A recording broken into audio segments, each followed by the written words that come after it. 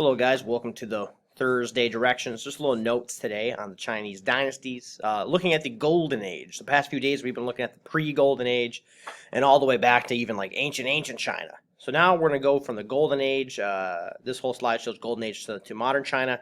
We're just going to go about 27 slides there. We're not going to cut this one down. 61 slides total, so we're going to kind of break it down. It feels like we're going fast with this unit. We kind of are. Remember, China's like the longest unit. Historically, it's like 4,000 years, so we're not really able to deep dive into any dynasty. We're just kind of glossing over all of them to kind of make sure we have a little bit of knowledge across the board. So let's dive in. Obviously, there's a lot of vocab for this because it's like a 3-day slideshow, so we'll go through over all these people here, the Tang, the Ming. Today, though, it's going to be mainly the Tang and the Song dynasty. The Tang, we recognize, really they're important because this is the moment in history where, boom, it's now like the Golden Age. The Tang brings them into the Golden Age. They do it a few different ways, so we'll kind of go through it here. You can see they rule for a considerable amount of time, and that's always nice. When you can have longevity and keep like one group in power for a long period of time, you get to see more advancements because you're not worrying about warfare and you're not moving backwards. So the Tang, the start of the Golden Age, construction of the canals allowed for economic advancement. We get land distribution, basically how big your family is will basically decide what kind of land you get and also what kind of potential taxes that you could maybe afford or pay. We get the expanded administration, and that's because, if we're going and conquering other lands, we're going to need to have more bureaucracy to control the lands that we conquer. And with that comes military advancement. So whenever the government gets bigger, normally the empire is getting bigger in ancient China terms. So as you can see here, the Tang dynasty, massive, right? Absolutely massive. So Tang dynasty, Tang rulers create a powerful empire. Wu Zhou is an important person here because she's the second woman in China to assume the title of emperor. We talked about another one, Lu Bang, from the other day with the Han, I believe.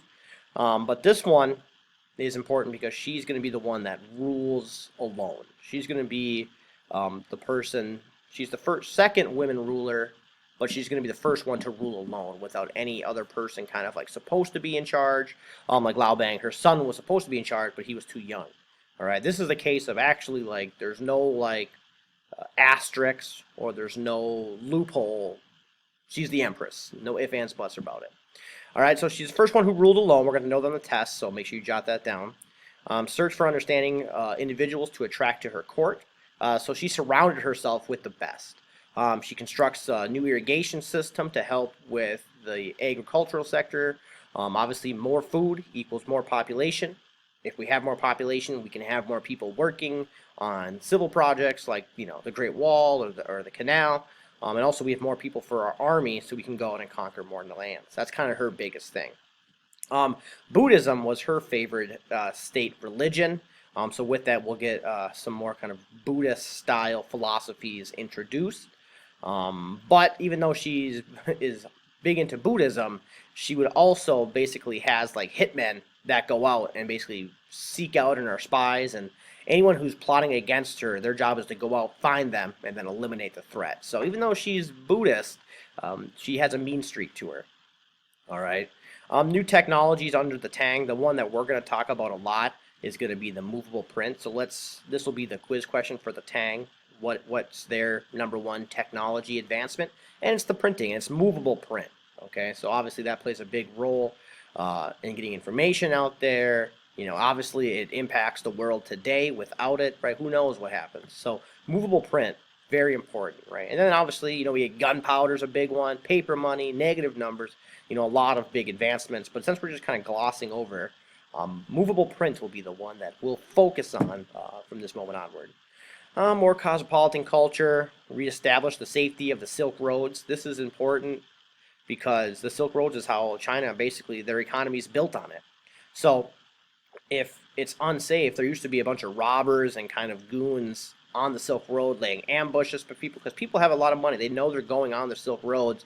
They either have a lot of money to buy stuff or they have all the goods that people are buying. So people are getting robbed left and right, and the Silk Roads become very dangerous. And it's not like get robbed, it's more like get killed, then get robbed. So by reestablishing the safety of the Silk Road, they're able to kind of keep their economic machine rolling, keep the money rolling in for their empire. Obviously, gunpowder is going to help affect a lot of different things, but a lot of it's going to come down to the military.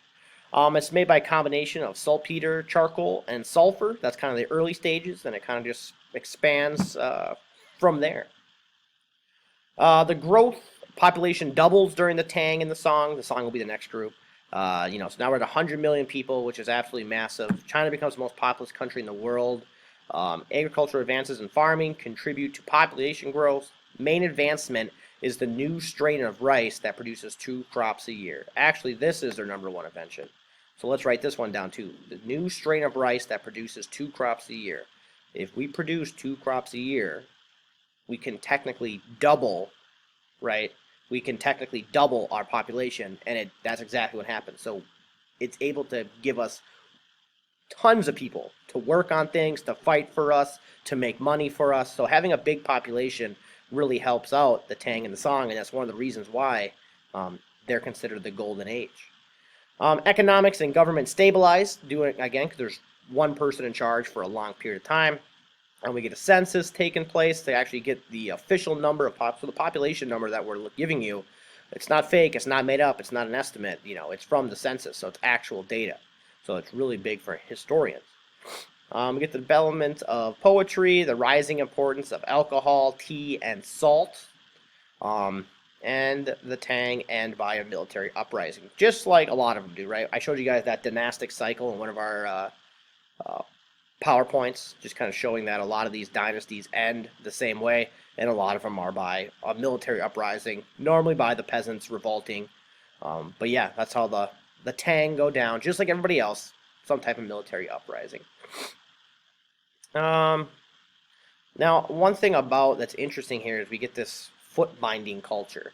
So here's what happens, okay? You're going to end up kind of breaking your feet and folding your toes over. I know it looks disgusting, right? At least in my mind. Maybe you guys don't, but you can see that some of these shoe sizes are 5.5 is this shoe right here. So that shoe looks massive. These are the shoes. They break your feet. The smaller the feet, kind of the sexier you were in ancient China. It started because the rich elite from the gentry class started doing this, and it was kind of like a sign of like royalty and elitists. So if celebrities are doing it today, and then people normally try to follow the celebrities. So when the rich people are doing it here, the peasant class kind of follows. All right, so foot binding becomes kind of this mother-daughter ritual. Obviously, crazy, painful. Sometimes you're no longer able to walk, but a lot of them do. And again, so you literally are breaking your feet and tying them together with twine to make sure that they can become as small as possible. And obviously, it makes your feet all deformed. To us, this is probably like disgusting, but to people in ancient China, this would be considered like sexy. So it's an interesting little twist there, and I figured, interesting enough for me to throw it on the slideshow. All right, so foot binding will be on there on the quiz as well. Just kind of talking about, comparing it to celebrities and whatnot. So foot binding in China, you can look into it more. We used to watch a whole video on it, but yeah, now we don't really have enough time for that. So moving on, trade and foreign contracts. In early Tang, trade with West over Silk Road. During the Tang decline, Chinese depended more on ocean trade routes. All right, so we'll see maybe them explore the ocean a little bit more moving forward. We know that kind of with the super fleet, the treasure fleet that we saw in the video, so we kind of know what happens. And again, trade helps Buddhism spread, so very similar to India in that aspect. Let's look at the song here very quickly. Creation of urban merchant middle class, so we start to get more traders and kind of merchants and sellers. Increased emphasis on education and cheaper availability of printed books. A lot of them will be like Confucianist or Buddhism books. We get the magnetic compass, which is a big invention, so we're going to write that one down as well because it's very important. It helps China become a great sea power. We saw in the video that they probably could have conquered the entire world if they had chosen to, but they actually chose to not, which was an interesting decision. So the song here, again, they're ruling for a long period of time. That, again, is going to help. Very similar to the Tang rule, because it's still the Golden Age. Tao Zhou founded the Song Dynasty. We get the Confucius revival. We kind of go between Buddhism, Confucianism, or legalism. Those kind of the big three. Legalism is you're ruling with an iron fist, kind of very similar to like a modern day like communist government or like a dictator government. And then you have Confucianists, which is more like philosophy and relationships and being a good person. And then you have Buddhism, as we know, and that's kind of you can kind of do your own thing as long as you're being a good person. Under the Song, though, we do get Northern China conquered. South remains under Song control. Economic growth is based on trade, so the Silk Road is still of the highest importance for the Song. Art and poetry becomes prevalent during the Song. Again, if you're not going and fighting or struggling for survival, and you get leisure activities like poetry, games, like anything fun, that's always a really good sign for your civilization, because you actually have the time and are able to enjoy yourself. So if you see board games or poetry or an art revival, normally that means like things are going really well for your civilization, because people aren't like starving or worried about food or worried about warfare or all these big things. All right, and a lot of it, and a lot of the poetry and stuff is showcasing the peasant class, right? So we get a lot of images and paintings of basically just rice cultivation and things like that. Moving along, and the Song decline. This will be our last slide for today. The Song approach to a more centralized imperial government led to its eventual split and fall, financially and militarily. During the first half of the Song dynasty, the Khitan of Manchuria demanded and received large tribute payments of silver. The Song, in time, with the incursion from the north, would move its improved to Hangzhou and survived only in southern China. The southern Song would remain until 1279, when the Mongol forces ended the dynasty and incorporated southern China into the empire. So the Song is a unique one. They are conquered, but they're not conquered by the peasant class. They actually get conquered by the Mongols and Genghis Khan and Kublai Khan and the Golden Horde that is the Mongols. Probably, at this time, probably like, the greatest military force on earth. So, not a knock on the Song. They had a good military, but the Mongols, they had the best. So it's kind of, it was locked up by the Mongols pretty early on. We're going to spend more time looking at the Mongols next week as well. So we'll get to kind of know these guys, Genghis Khan, from the Russian steppes and all these good things, on their horseback. They've pillaged and plundered everybody, where everything they have is gold, and it's a pretty impressive feat. So we'll save that for next week. I know we're going fast through this unit, but we kind of have to. And that's the best way for us to do it. So if you have any questions, guys, let me know. Otherwise, have a great day.